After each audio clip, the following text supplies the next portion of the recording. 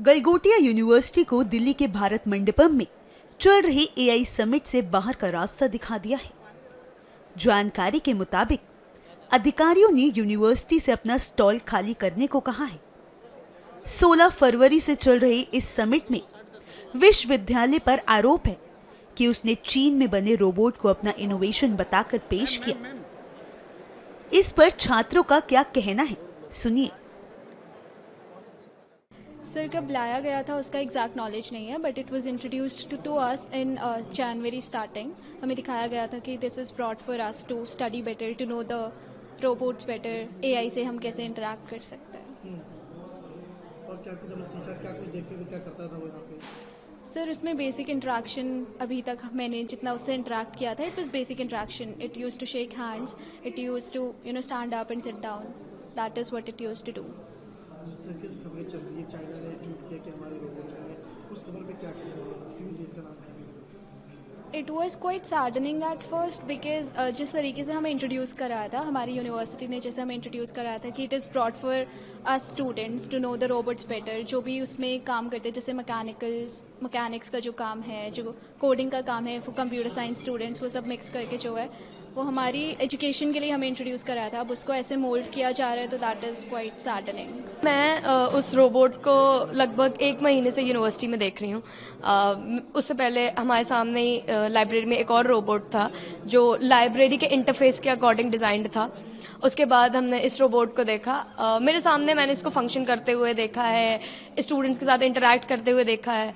And इसका major purpose इस robot का यूनिवर्सिटी में लाने का यही था कि एआई और ह्यूमन का इंटरैक्शन जो बच्चे आगे जाके बनाएंगे या बना रहे भी, जिस पे काम भी कर रहे हैं, उसका एक प्री बिल्ड वर्जन, प्रोटोटाइप अपने आंखों के सामने देख सकेंगे। So they have a structure in their mind, उनके दिमाग में एक स्ट्रक्चर रहेगा, एक बिल्डअप रहेगा। So that was like the major purpose उस रोबोट का। जो खबरें चल रही है वो इस तरीके से पेश किया गया है, उसको आप कैसे क्या कहें?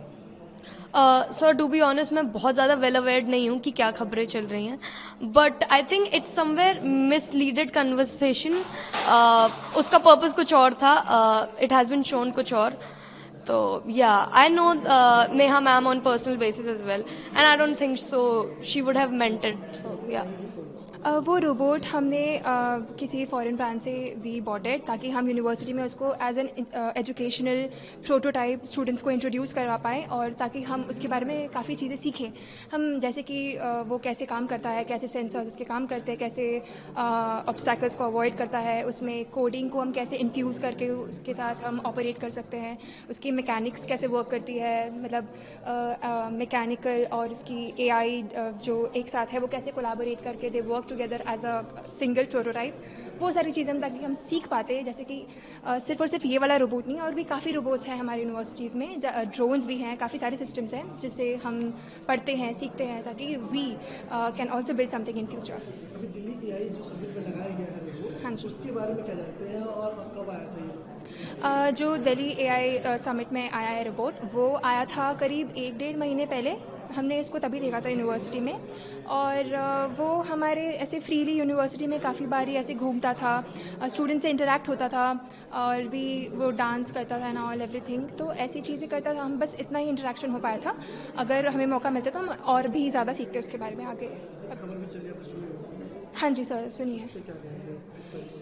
Sir I literally I am very saddened about it कि ये जिस तरीके से इसको रिप्रेजेंट किया गया है एक नेशनल टेलीविज़न पे या फिर internationally, it is not what we expected it to be, because ये एजुकेशनल पर्पज़ के लिए था, ताकि हम स्टूडेंट्स सीख पाए उससे, और बाकी यूनिवर्सिटीज़ भी इसके बारे में मतलब देखें और भी सीखें चीज़ों के बारे में, और हम as a students of Galgotia university और भी चीज़ें बनाने की बात चल रही है। हाँ, इससे भी अच्छा हम ताकि कुछ बना पाएँ फ्यूचर में इससे सीख कर। जैसे कि हमने एक और रोबोट भी बना रखा है कृत्रिम, और भी रोबोट्स हैं हमारी यूनिवर्सिटीज़ में, ड्रोन्स भी हैं, तो हम जैसे बिल्ड करते हैं और काफ़ी चीज़ें बिल्ड कर पाए।